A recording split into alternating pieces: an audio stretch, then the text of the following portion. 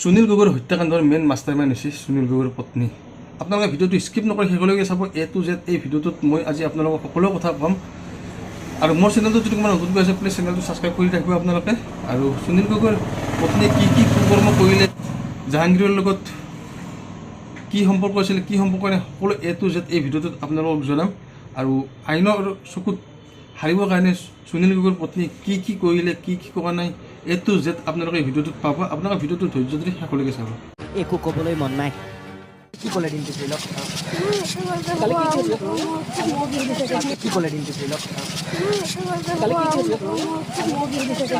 বৃহস্পতিবাৰে পুৱা আহিল SDRF বাহিনী। অভিযান চলিল সুনীলৰ ঘৰৰ চৌহদৰ পুখুৰীত। দুটাকৈ পুখুৰী সিঁচি SDRF বাহিনীয়ে বিচাৰিলে জাহাংগীৰৰ চিহ্নমুণ্ড।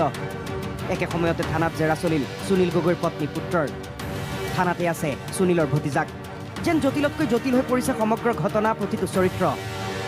কোৱা হৈছে অসমৰ অপৰাধ ইতিহাসৰ আটাইতকৈ জঘন্য আৰু নজিৰবিহীন ঘটনা ঢকুৱাখনা কাণ্ড। ৰহস্য ভেদ কৰিবলৈ উঠি পৰি লাগিছে আৰক্ষী। তাৰ মাজতে মাজুলীত চাঞ্চল্য। মাজুলীৰ ভকত চাপৰিৰ সুঁতিয়েদি উটি আহিল এটা অচিনাক্ত মৃতদেহ। তাকে লৈ হুলস্থুল লাগিল। একাংশই সন্দেহ কৰিলে এয়া সুনীল গগৈৰ মৃতদেহ নেকি। বহু সময়ৰ অন্তত আৰক্ষীয়ে নিশ্চিত কৰিলে মাজুলীত দেখা পোৱা মৃতদেহটো সুনীলৰ নহয়।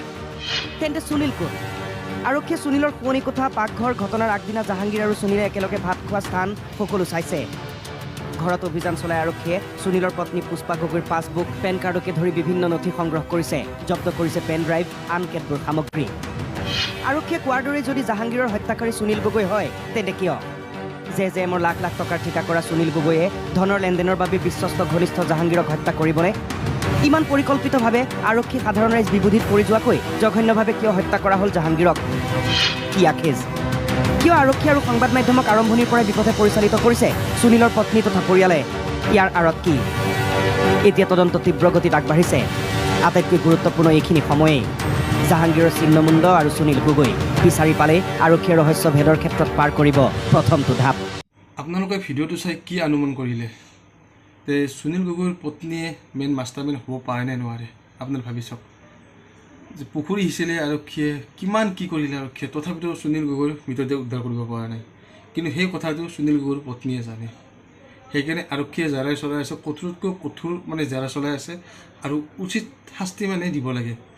যদি দোষী সাব্যস্ত হয় সুনীল গগৈৰ পত্নী, মোৰ হিচাপত উচিততকৈ উচিত শাস্তি দিব লাগে, যে আইনৰ চকুত ধূলি দি সাৰিব নোৱাৰে।